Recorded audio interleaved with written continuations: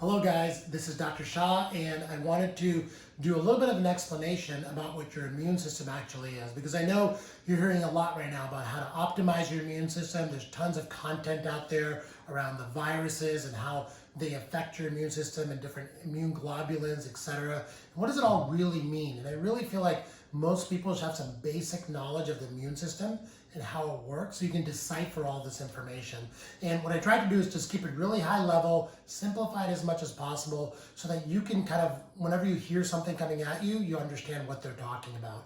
So let's talk a little bit about your immune system and what it is and how it works. So first, your immune system is really complicated. There's a lot of different cells involved. In fact, there's 21 different types of cells involved in the immune system, and they're divided up into 7 different categories. And we'll talk about some of these cells, the most important cells, so you understand when you're hearing about these cells what they do and what they mean. And then it's also divided up into a lot of different systems, and we'll talk about the systems and how they interact with each other to keep you healthy. And lastly, your immune system itself is divided into 2 major categories. There's the innate immune system and the adaptive immune system. And they both do 2 totally different things. So I'm going to tell you what those are and what they mean, and that way you can understand when you're hearing about vaccines and antibiotics, how those help and how those work together. So first thing you need to know is what are the functions of the immune system. It's not just there to protect you from viruses and bacteria, believe it or not. It actually does a lot of different things. And let's go through each one of these one at a time so we can talk about it. The first thing it does is maintains a protective barrier to the outside world. So your skin, as we all know, protects you from the outside world. There's tons of toxins and viruses and bacteria in the outside world, and they don't get inside of you because of your skin, right? Your skin is that barrier. But there's a few other barriers. There's actually your entire gut is a barrier to the outside world. And believe it or not, the amount of surface area of your gut is a lot more than your skin. Your gut can actually cover an entire tennis court. So every single day, your gut is filtering out viruses, bacteria, toxins, all sorts of bad stuff.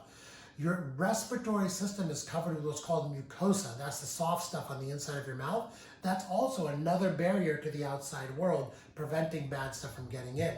Now, of course, your mucosa in your gut is a lot thinner than your skin, so things can sometimes get in a little bit easier, and that's where your immune system comes in to handle it. And there's a few other barrier functions that your immune system provides, and I'll go over with you in my next video about barrier systems. The next thing, as we all know, it can kill almost any enemy, a bacteria, a virus, there's also fungi, there's also parasites. The immune system is built to kill these things.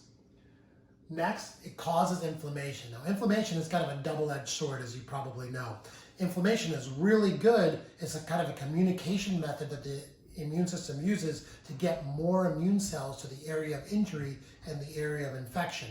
But the problem with inflammation is sometimes it can get out of control. It's kind of like an army gone haywire inside of you. It can get out of control, and when it does get out of control, it can cause bad things to happen.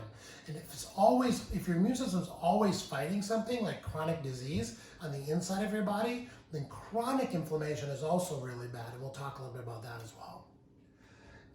It can remember enemies and repair cells. So one of the key things that the immune system does is the first time you get an infection, the immune system takes a little bit of time to start fighting it. But the next time you get it, you're immune to it, which means your immune system recognizes this bad foreign body. It can immediately launch a directed attack towards it, and that recognition and that memory of your immune system is extremely important. In fact, most of the vaccines that we have out there is based on this memory of the immune system. The next thing it does is understands self versus non-self. Now this is super important because, of course, your immune system needs to know whether it's attacking an outside invader or your own cells. And it does this through a pretty complicated system of proteins that are attached on each one of your cells called MHC proteins. We'll talk about that.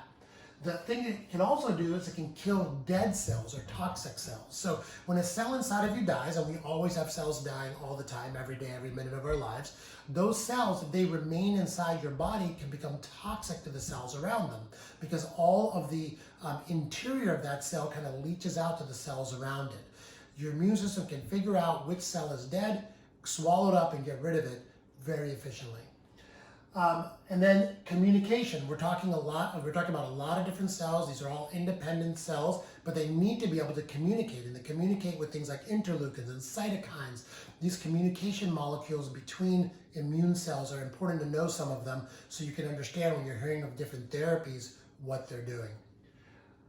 Finally, your immune system, a couple more things. Your immune system should be able to recover and reset itself well. So if your immune system gets activated for fighting a bacteria or virus, it's going to need more and more cells. And once it makes those cells and this virus is gone, it needs to recover and make new cells that can come back to fight another day. So that recovery mechanism is pretty important as well. You know, we make a lot of our white blood cells in our bone marrow, but we also have cells that can be made elsewhere. We'll discuss that a little bit as well. And lastly, it's important to know that we have good bacteria and viruses and fungi living inside our gut and in our respiratory tract. These are called commensal organisms. They live synergistically with us, which means they help us to stay alive and to stay healthy, and we help them by not killing them off with our immune system. And our immune system needs to be super smart so it understands what's a friendly bacteria and what's a bad bacteria that's causing damage. And we'll see how that happens as well. So a good analogy is your immune system is really a lot like the military of the United States. It has a lot of different branches. Those are the little cells that function in the immune system. There's cells like neutrophils and T cells and B cells, macrophages. You probably heard about these cells, and they're kind of analogous to the Navy, the Army, the Marines, and they do things a little bit differently, but they're different branches and they have their each individual functions. You also have special operations cells. You have spies that can process information and tell special ops where to go and what to do. A lot of the military stories you have, they can be translated to our immune system as well. So I'll be using that analogy a lot during my videos explaining the immune system. I think that's a good overview for now of what the immune system does. Let's do another video here pretty soon about your innate and adaptive immune system, and we'll talk about that. It's Dr. Shah. If you have any questions about this big picture, I'd love to hear them. And if you have any questions about your immune system in general, please put them in the comments below so that I can answer them in my next video.